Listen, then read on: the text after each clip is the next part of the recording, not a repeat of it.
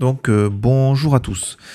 Alors on va reprendre au tout début du chapitre. Alors je sais que je l'ai déjà traité avec quelques quatrièmes, mais pour rendre les choses un peu plus claires et puis pour que ce soit plus facile pour moi à gérer, sinon je ne saurais pas quelle vidéo est vue par qui, on va faire les mêmes vidéos pour tous les quatrièmes. Et on commence, et on recommence la tectonique des plaques pour tout le monde. Comme ça fait des révisions pour ceux qui l'ont déjà vu, et ça permettra de le voir à ceux qui l'ont pas encore vu. Donc on va commencer par le chapitre 3, donc la tectonique des plaques. Ce chapitre intervient juste après l'observation des roches qu'on a déjà fait avec tous les quatrièmes. Donc, d'abord le mot tectonique. En fait, tectonique, ça veut dire mouvement, d'accord? Donc tectonique des plaques, ça veut dire que mouvement des plaques, donc ça sous-entend que les plaques sont en mouvement. Alors pour essayer de mettre ça en évidence, on va s'intéresser à la structure externe de la Terre, c'est-à-dire ces fameuses plaques, donc comment c'est fait, comment c'est fichu et comment ça marche. Et pour ça, on va observer les séismes et les volcans, parce qu'on a vu en début de thème sur l'activité interne du globe, que ces séismes et ces volcans sont des manifestations de l'activité interne du globe. Ça veut dire que si ces séismes et ces volcans ne sont pas répartis n'importe comment sur Terre, ça peut laisser supposer qu'il y a un mécanisme qui va les contrôler. Et ça serait bien de savoir lequel. Donc, pour savoir leur répartition, c'est facile, on prend un planisphère et on observe sur ce planisphère la répartition de tous les séismes et de tous les volcans. Alors moi, quand je vois ce document, qu'est-ce que je vois? Je vois des triangles rouges, là, ce sont des volcans.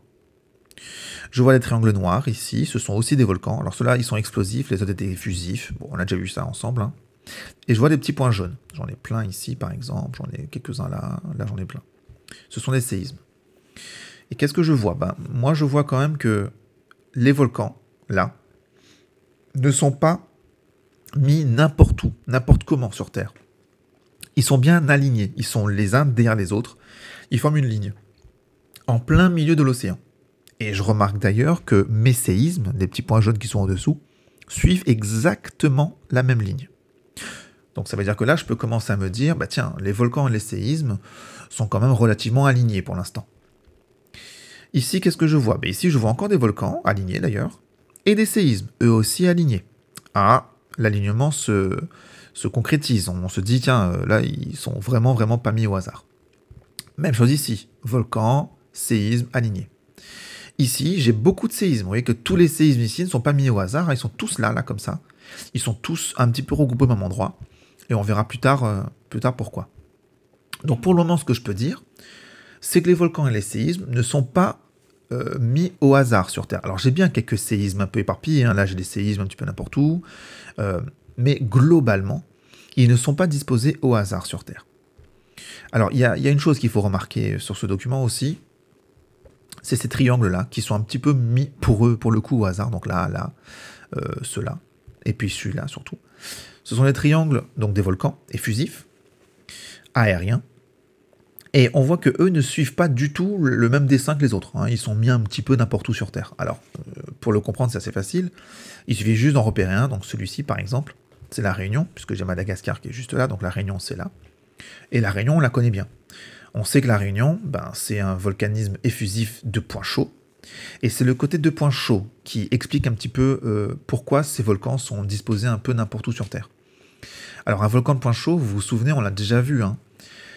Le point chaud, c'est quoi? En fait, le point chaud, c'est un panache qui provient des profondeurs. Donc on a le noyau qui va se refroidir, le noyau qui est fait de fer, qui se refroidit. Et pour se refroidir, il va transmettre sa chaleur aux couches supérieures. Ces couches supérieures vont donc se réchauffer, et donc elles vont remonter à la surface. Alors attention, ce sont bien des roches qui remontent, on est d'accord, hein. Donc on a des roches plus chaudes qui vont monter à la surface. Et à un moment donné, proche de la croûte, ces roches plus chaudes vont faire fondre la croûte, ce qui va fabriquer du magma qui va aller, qui va aller remplir une chambre magmatique. Mais alors, pourquoi ces volcans sont disposés un petit peu n'importe où sur Terre? Tout simplement parce que lorsque le noyau refroidit, il n'a pas choisi un endroit particulier pour refroidir. Donc forcément, ces panaches vont partir du noyau de n'importe où. Donc évidemment, ils vont arriver sur Terre un petit peu au hasard. Alors attention, la Réunion, le point chaud qui est là, il a toujours été là, hein, il n'a pas changé, hein. À partir du moment où un panache mantélique a choisi un chemin, il va garder le même sur des milliards d'années, d'accord? Mais effectivement, ces volcans-là sont particuliers et ils ne suivent pas la disposition de tous les autres volcans qu'on a sur Terre. Donc finalement, si je résume, mes volcans, là, et mes séismes ne sont pas disposés au hasard. J'ai 3 grands types de zones.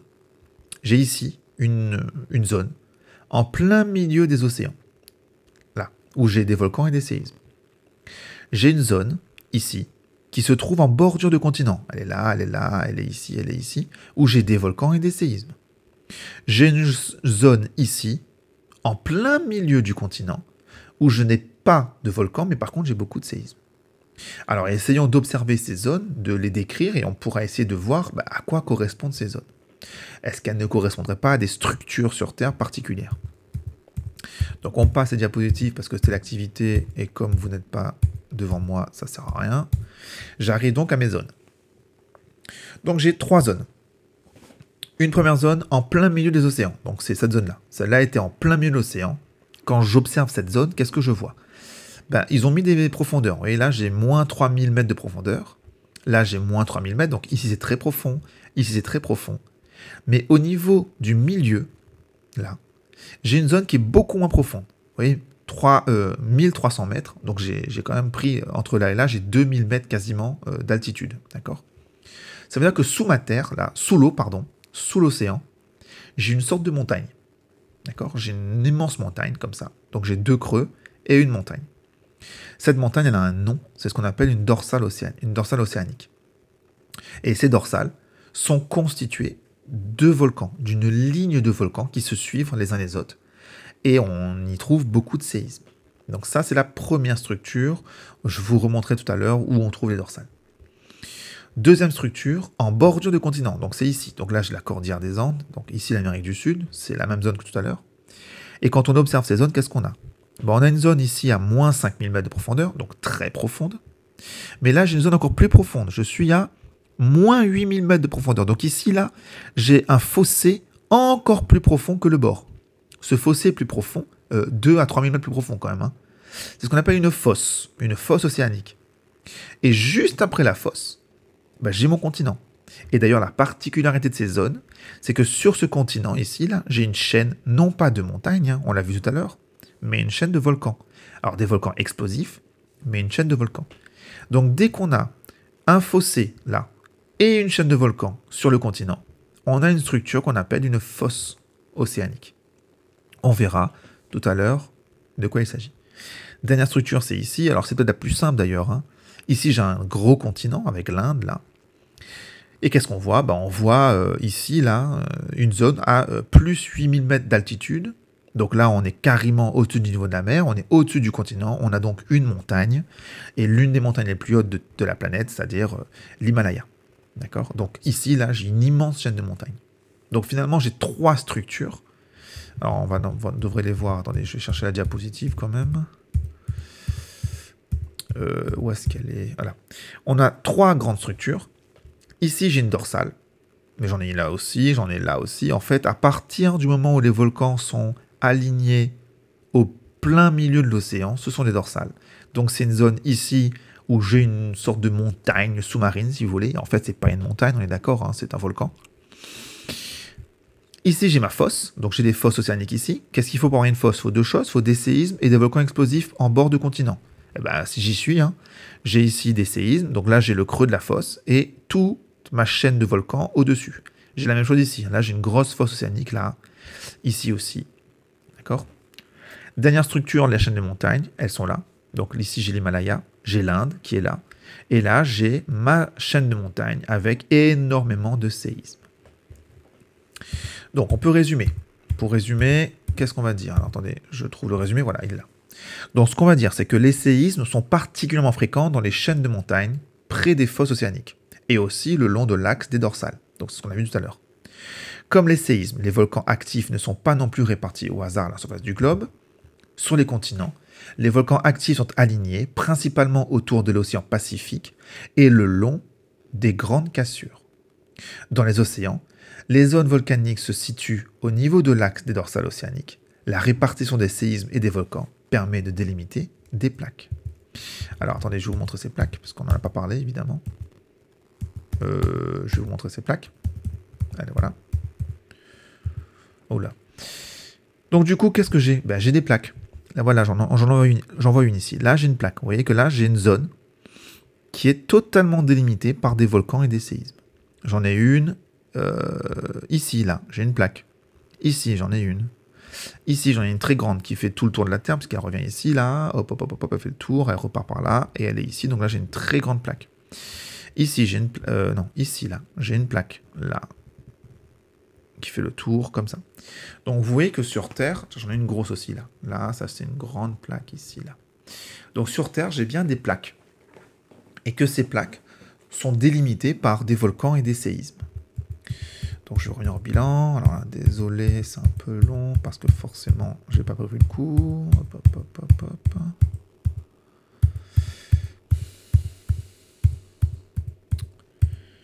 Hop, hop, hop. Ok, on arrive à ce document. Alors ce document, je vous le donnerai en cours quand on se verra.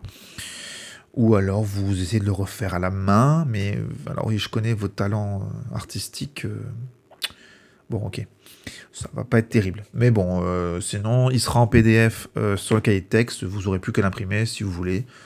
Voilà, bon, les artistes, vous pouvez les recopier. Donc, du coup, j'ai trois types de structures. J'ai ici un premier type, pardon, qu'on reconnaît bien. Ici, un fossé, mon continent, une chaîne de volcans. Je suis au niveau d'une fosse. Ici, j'ai l'océan. En plein milieu de l'océan, j'ai une montagne. Ce sont des volcans. C'est ma dorsale. Et ici, j'ai ma chaîne de montagnes, c'est-à-dire que j'ai plein de montagnes. Si je mets les séismes sur ces trois structures, j'ai des séismes partout. J'ai des séismes sur ma fosse, sur ma dorsale et sur la montagne. Les volcans, par contre, eux, j'ai des volcans au niveau de la dorsale, j'ai des volcans au niveau de la fosse océanique, mais je n'ai pas de volcans au niveau de ma chaîne de montagnes. Donc remarque, il existe un cas particulier de volcan qui ne se trouve pas sur un relief particulier. Il s'agit des volcans de points chauds comme celui de la Réunion. Donc c'est ce qu'on a dit au tout début en observant la carte, donc tout à l'heure. On va arrêter là pour aujourd'hui. On verra la structure de la Terre la prochaine fois. Voilà, merci.